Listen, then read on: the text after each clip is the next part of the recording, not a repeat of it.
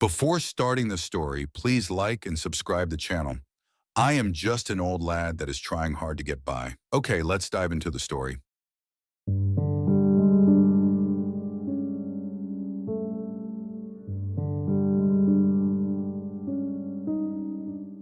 For about 10 years now, I've been a ranger in the OKEFENOKEE Swamp Park.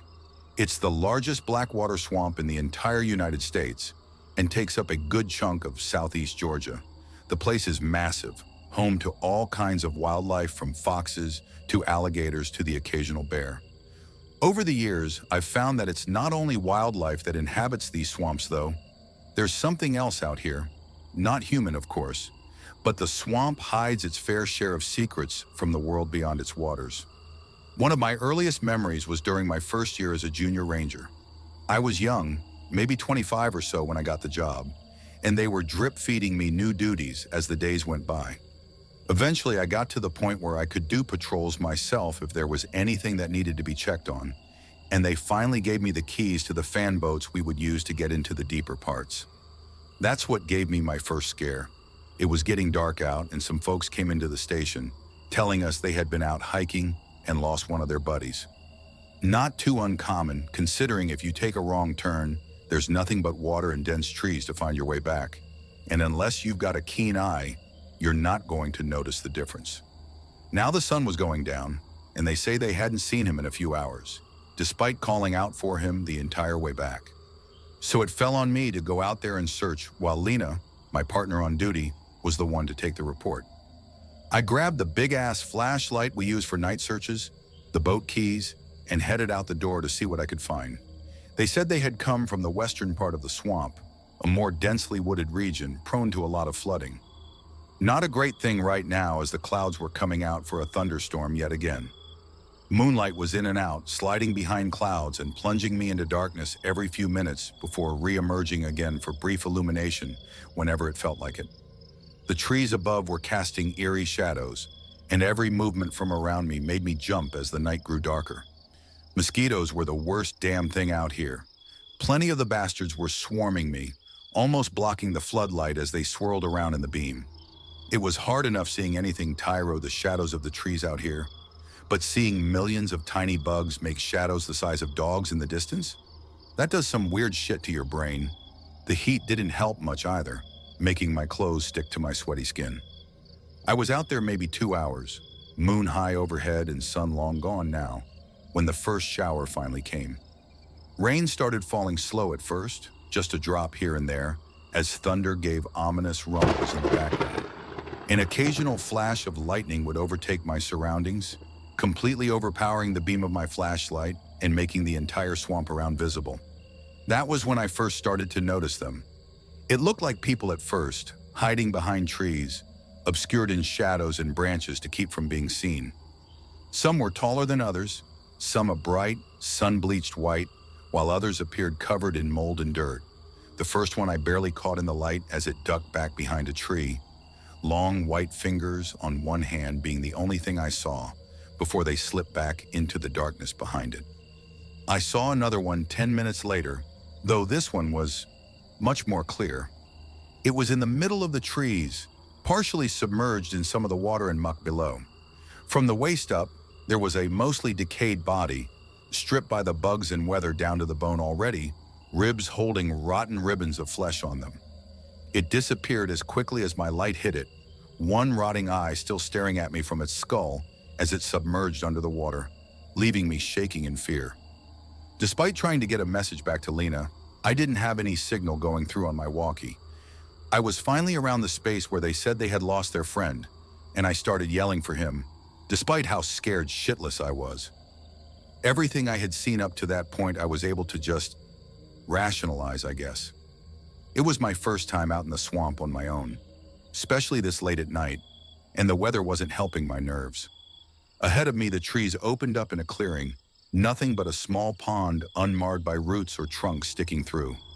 The rain stopped suddenly, moon appearing from behind the clouds now and shining down on the dark black water below, reflecting its light. There, standing in the middle of the clearing with hands stretched high into the sky, as if pleading for the moon to come down and meet it, was a body, Hell, a body was probably putting it mildly, as this thing was stripped of all flesh, empty sockets where the eyes should be as it stared up into the moon above. From where I was in the boat, I could see it was dressed in a long, flowing white gown, almost like a wedding dress. I couldn't tell if it was looking in longing, reverence, or both as it reached further toward the moon. It was standing atop the water's surface as if it was a smooth glass floor, not even making ripples across the water as it was glowing in the moonlight beneath her.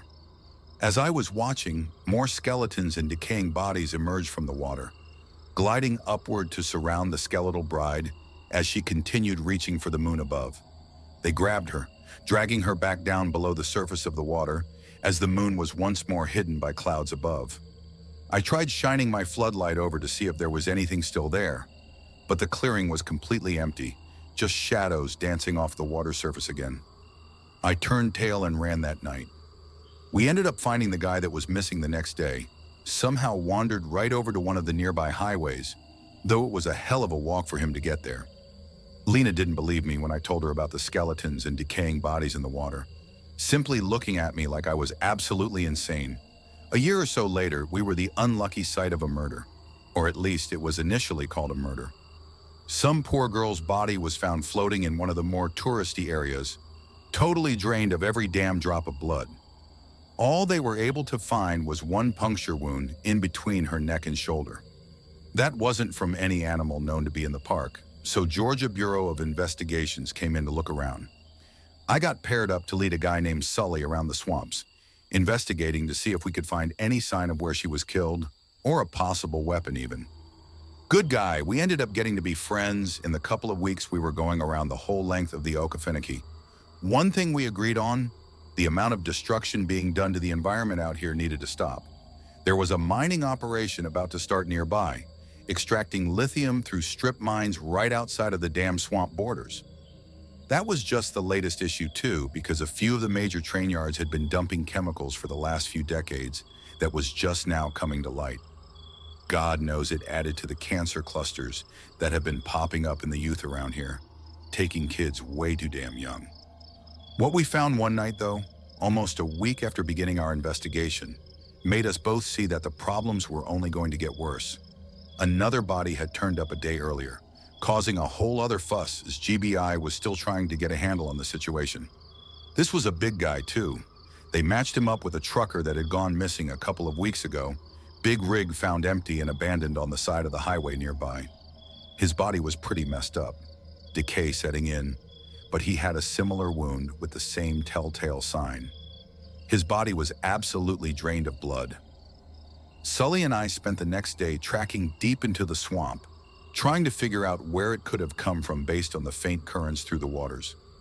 After about 7 hours of tracking from sunup, we found something. A shallow clearing in the middle of the northeast quadrant, tons of trees clustered around it that kept it mostly closed off, but a small gap between that became a floodgate essentially when it rained. We theorized that was what was letting the bodies loose, allowing them to drift over to the more populated areas of the swamp where they would be found. Our theory was somewhat backed up almost immediately, and we definitely found the origin point of the dead people. Inside this clearing, bodies were piled up in various states of decay. Every single one was drained of blood, the newest corpse probably being only a few days old at most. Alabaster white skin was glowing against the dark waters, making me feel nauseated in the humid afternoon. The whole area smelled of death, with the bodies adding on to the decay from rotting trees and vegetation. It was worse than the time I found a rotting bear near the park entrance. Poor bastard, almost torn in half by a car that hit him. They all had the same puncture wound, though it was on different sides for some of the bodies. Probably just wherever the killer was able to get a good angle in. Sully pulled out his radio to make a call back to the station, letting them know what we had found. Unfortunately, they said it was going to be a bit before more people could come out thanks to an emergency in town. The downside of living in the rural South is there are only so many resources spread thin over a huge area. We would just have to set up and wait for someone to come out here, but in the meantime, we had our own plan. In the off chance the killer returned, we parked our boat a little ways away downstream, anchoring it to a nearby tree out of sight. Then we got out, waders and boots on to keep from getting totally soaked as we made our way back toward the small clearing. The sun was getting low and we knew we would have to take a position soon to make sure nothing took us by surprise. There was a little luck on our side though, because one of the old ranger outposts was nearby, a small, rotting cabin built up on rickety platforms. We crammed ourselves in, getting ready for what could be a long night. Maybe 2 hours passed with nothing. I think I ended up falling asleep on one of the rusty folding chairs left in the outpost. The place was bare, an old landline phone hanging on one wall, a small desk in the corner, and one dingy light bulb hanging from the ceiling. Damn thing didn't even work, and there probably wasn't any power coming in here anyway. Sully got outside and looked around for a little bit while I was snoozing inside, and when he woke up showed me the reason we didn't have power. The small posts stringing wire along for electricity was ripped out of the ground, nothing but a frayed wire still hanging loose above the water. No doubt that was a major safety hazard, but it's not like anyone ever came out this far. We started checking the further reaches of the swamp a lot more often after this situation, hoping to avoid another pile of bodies coming up like it did. The sun was gone in the sky by the time we realized our serial killer was much, much worse than some awful human. Sully had a fancy pair of night binoculars, and we were trading off back and forth watching the spot to see if anyone was coming. Hell, we were scanning the entire damn area, desperately trying to see anyone coming up before they actually got too close, that way we could get a better look. Our worst fear was that they would come up to their dumping spot with another body to get rid of, probably drained of blood again. Of course, that was a confirmed reality just a few minutes after midnight. Nobody had shown up out here still, with the two of us debating, throwing down a GPS marker, and heading back to the main station. I was on watch, scanning the area from left to right, when suddenly there was a figure standing in the clearing. Damn thing was huge, standing probably 9 feet tall at least. It was holding another body, likely drained as well because it flung it next to a tree moments after I caught sight, making it crumple to the water below.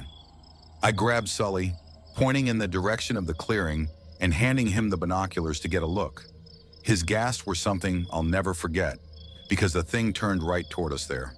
This giant bastard was like Mothman's fucked up southern cousin, bristles of stiff spines all along its arms and legs, with at least 6 arms sprouting down the body.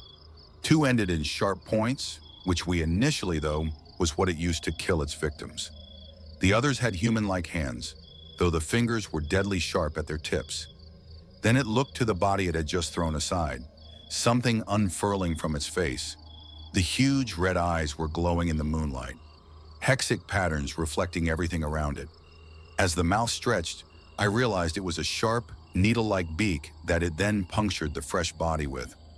I couldn't tell what it was doing, but the body started to shiver, something squirming through the still skin as it made itself inward.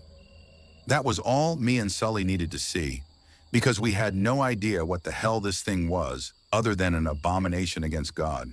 The situation with a believed murderer meant we got clearance to carry firearms, and both of us drew ours now. Sully had a rifle, while I just had a standard issue pistol. We gave ourselves a moment to prepare, grabbing a couple of old flares from within the desk in case they might come in handy, and moved out. We made it to the edge of the clearing, still hidden from this damn thing and whatever it was doing. As Sully poked his barrel around the corner, waiting for the right moment, the damn thing turned and locked its giant red eyes with mine. It wasn't human for sure, and the only thing behind those eyes was the desire to feed, breed, and eat some more. This was the stereotypical southern pest, made into one of my greatest fucking nightmares. Soon as it looked at us, Sully fired a shot off, hitting it in one arm. The damn thing took off flying, both of us firing shots up after it. I think one of our shots found the right mark, because it shot through one of the wings, causing it to lose lift and start falling back down. I fired again, this time hitting it on the lower jaw, taking out the massive needle of a mouth. One more shot, and we could take this thing out. My clip was empty, and when I went to reload, the mosquito man rushed at us, making me fumble the new clip into the dark water. The creature hit Sully, sending him flying backwards before splashing down into the muck behind us. I started to run back towards the outpost, picking Sully up as I went. He had lost his gun when he was thrown, meaning we were shit out of luck when it came to defenses.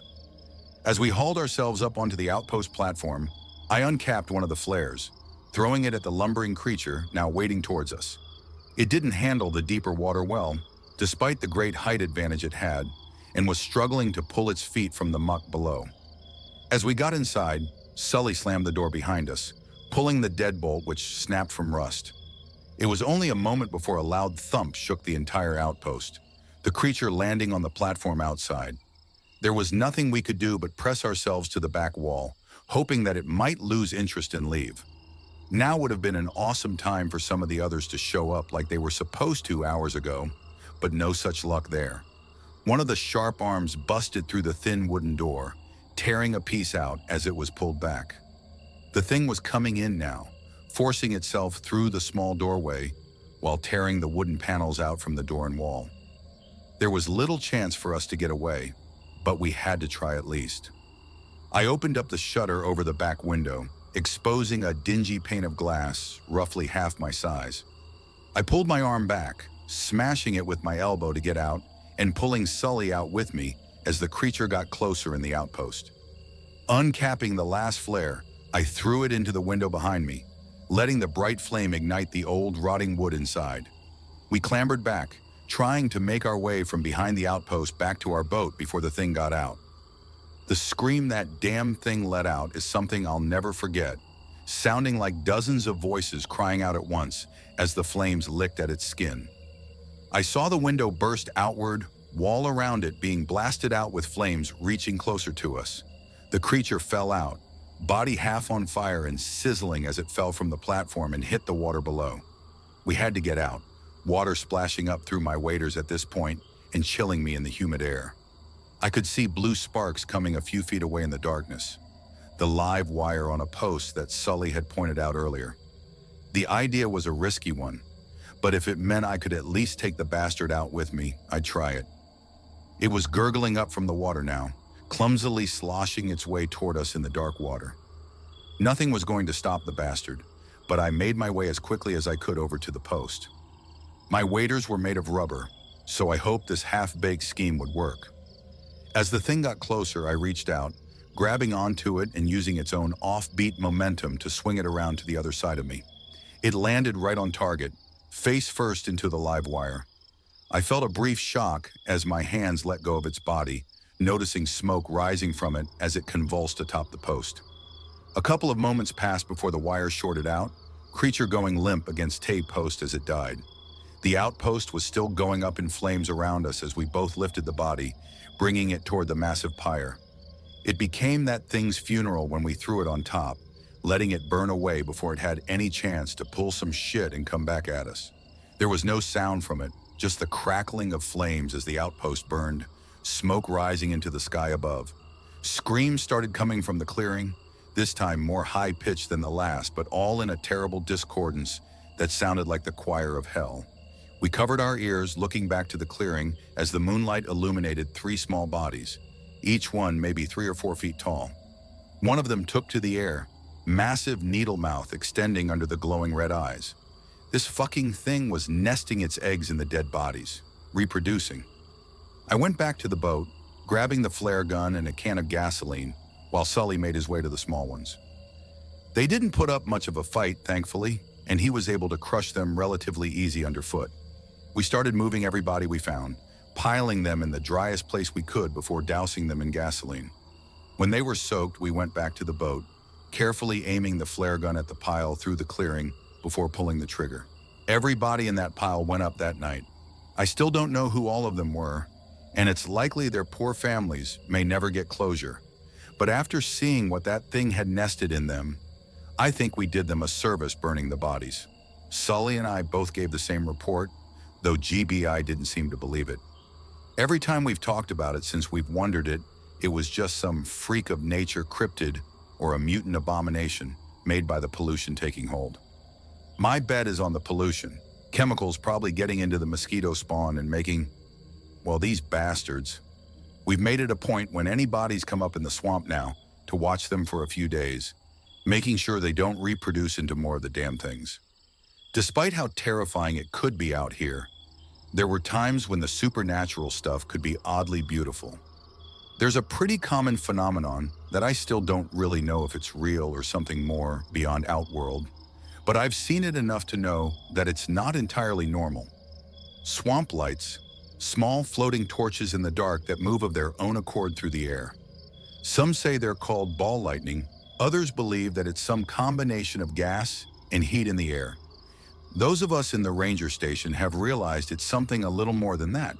This was something we would see probably every other week, just faint glows in the distance from our outpost, or even along the tree lines while we were out on patrol.